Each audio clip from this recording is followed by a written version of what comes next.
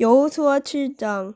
그러나 이스라엘 백성은 여리고성을 점령할 때 어떤 물건도 가지지 말라는 여호와의 말씀을 어기는 죄를 지었습니다. 유다 지파의 세라의 아들인 삽디의 손자이며 갈미의 아들이었던 아간이 여호와께 바쳐야 할 물건 중 몇 가지를 가졌던 것입니다. 그래서 여호와께서는 이스라엘에게 크게 화를 내셨습니다. 여호수아는 몇 사람을 뽑아 여리고에서 아이로 보냈습니다. 아이는 벳엘 동쪽에 있는 벳 아웬에 가까운 곳입니다. 여호수아는 그들에게 아이로 가서 그 땅을 정탐하시오라고 말했습니다. 그 사람들은 아이로 올라가서 정탐했습니다. 얼마 후 여호수아에게 들어온 그들이 말했습니다. 아이에는 우리와 싸울 사람이 얼마 되지 않습니다.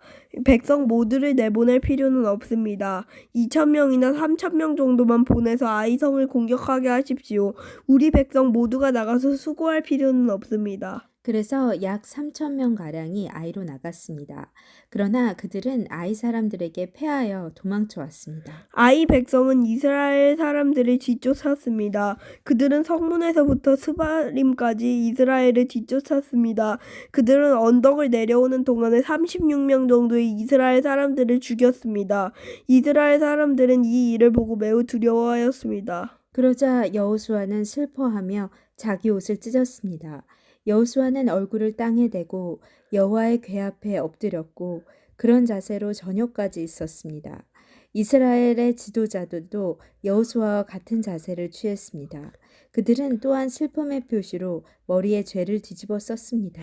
그 후에 여호수아가 말했습니다. 하나님 여호와여, 주님은 우리 백성이 요단강을 건널 수 있게 하셨습니다.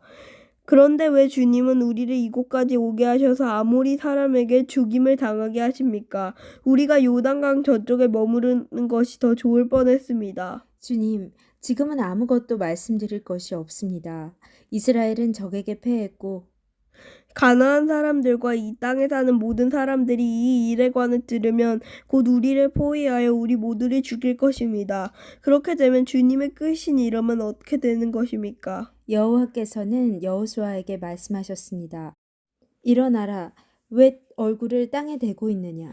이스라엘 사람들은 죄를 지었다. 그들은 내가 지키라고 명령한 약속을 깨뜨렸다.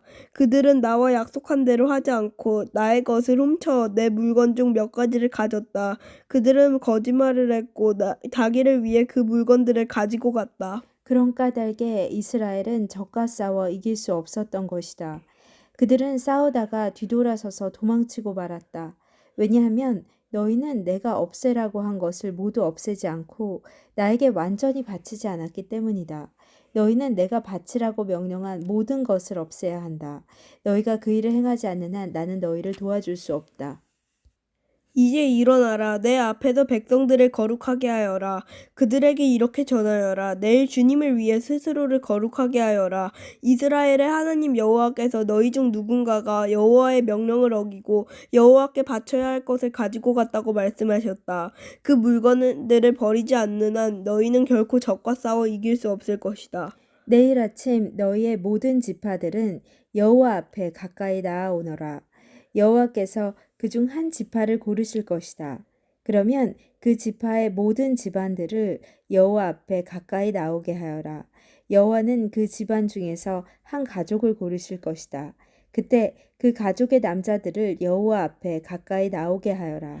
바쳐서 없애버려야 할 것을 감추고 있는 사람을 골라내면 그는 불로 죽임을 당할 것이고 그가 가지고 있는 모든 것도 그와 함께 없어질 것이다. 그 사람은 여호와와의 약속을 깨뜨렸으며 이스라엘 백성 가운데서 부끄러운 일을 행하였기 때문이다.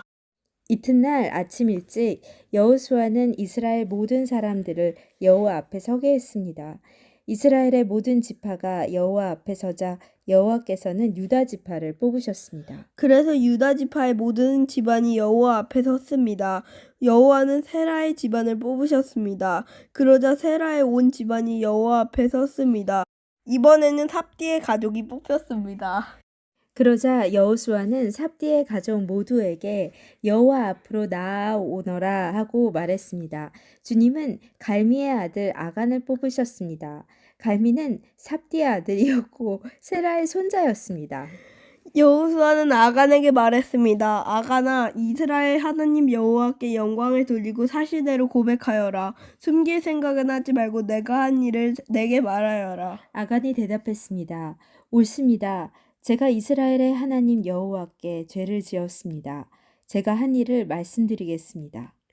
제가 본 물건 중에는 시날에서 온 아름다운 겉옷이 있었고 200세겔가량의 은과 50개세겔가량의 금도 있었습니다. 저는 그것들이 너무나도 갖고 싶어 가지고 왔습니다. 그것들은 지금 제 천막 아래 땅에 묻혀 있습니다. 은은 겉옷 아래에 있습니다. 여호수아는 몇 사람을 아간의 천막으로 보냈습니다. 그들은 천막으로 달려가 감춘 물건들을 찾아냈습니다. 은은 외투 아래에 있었습니다. 사람들은 그 물건을 천막에서 가지고 나와 여호수아와 온 이스라엘 사람들 앞에 놓았습니다.